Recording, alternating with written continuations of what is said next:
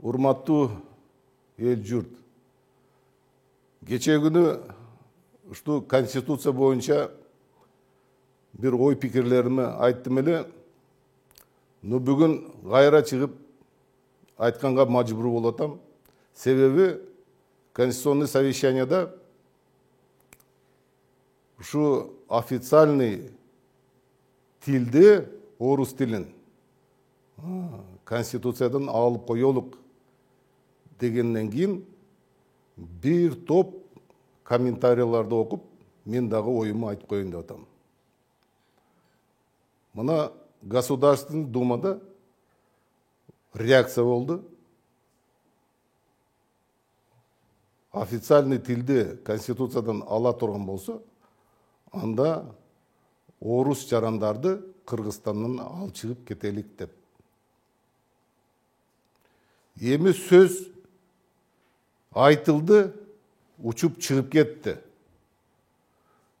Ал сөздү айтардан мурун жакшынакай ойлонуп, ушу мамлекетке зыян келеби, келбейби, биздин жарандарга зыян келеби, келбейби деп ойлоп айтыш керек эле да. Мына Россияда миллиондон ашык Кыргызстан жарандары иштейт. Ошолордун бардыгы бүгүн ойлонуп калышты. Ошолорго бир топ маселе жаратып койдуңар. Алар бардыгы азыр кандай акыбалда калды. Мен чыгып аткан себебим 10 чакты ушу Россияда жүргөн таныштар звонить этип, эмне кылып атасыңар? Эмне деп атасыңар? Оңолосуңарбы, оңолбойсуңарбы я? Силерди Россия эмес, бөлөк мамлекеттер мындай кылдаттык менен ар бир айтылган сөзүңөрдү карап отурушат. Качан тынчыйсыңар? Качан тартип орношот? Качан мамлекетти бир нугуна салып, шу экономика менен иштейсиңер деп, ушундай суроолорду берип атышат. Бу кандай болду?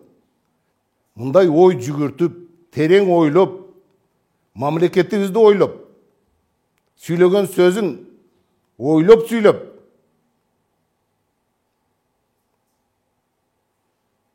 анан сүйлөбөйсүңөр уя.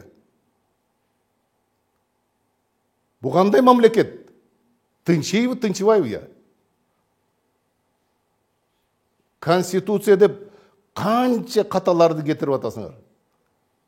Азыр Кыргызстанда бир эле кыргыз, орус жашабайт да. Кыргызстанда бир топ улуттар жашайт. Корейцы бар, дунганы бар, чечени бар, азербайжаны бар, татары бар. Бир топ улуттар. Эми алар бири-бири менен сүйлөшкөндө ушу эл аралык орус тилинде сүйлөшөт, бири-бири менен. Мына ойлонбой сүйлөп, канча Кыргызстанга сөз тийгиздиңиздер. Кыргыз тилин көтөрүш керек. Бир топ жылдан бери канча каражат жумшалды. Канча бир совещаниялар өттү, тегерек столдор өттү. Эми аны жакшынакай терең ойлонуп, кыргыз тилин кандай өркүндөтөбүз, кандай жандандырабыз? Аны мен ойлойм, бөлөк бир топ жолдору болсо керек. Кыргыз тилин жандандырыш керек. Бир топ деңгээлге көтөрүш керек. Но ал биздин тилди жандандырып, анан бөлөк тилдерди басымдык кылганга натура деп ойлойм. Мына биз туризм деп атабыз.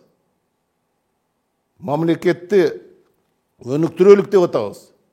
Биз эми ошо чет мамлекеттеги Россия менен болобу, Белоруссия, Украина, Өзбекстан болобу, Казакстан болобу, ошолор менен мамиле түзүшүбүз керек да. Анын ортобузда кагаздар дагы, сөздөр дагы бардыгы орус тилинде болуп атпайбы?